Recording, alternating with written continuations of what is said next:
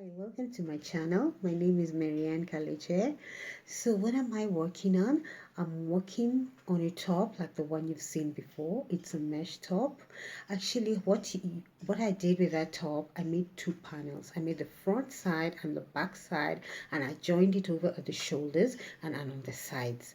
So I just want to show you how I get this stitcher, because I've had many people asking me that. So what do I do? What I do is I chain 5, 2, 3, 4, 5, and then I single stitch into the next stitch. Again, I do chain 5, 2, 3, 4, 5, single stitch into the next stitch. I keep doing the same repeat pattern.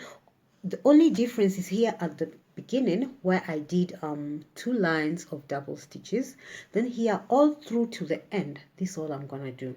It's gonna be 2 sides, the front side and the back side. So you need to get the measurement of the biggest part of your body. It's on the waist or on the hips, so you can know how many stitches you're going to chain to start off.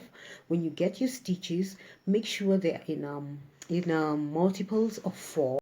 Hope you can see what I'm drawing. You see it's 1, you do 5, right? Sorry about that.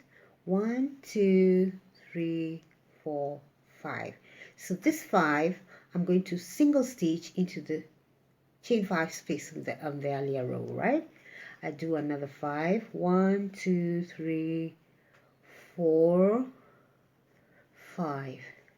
Again, I will chain it into the other stitch. Okay, so I'm going to come back when I'm done with this and show you how you're going to join the shoulders, how you're going to join the sides, and then how you're going to do a finish on the next side so it can look very pretty. Thank you.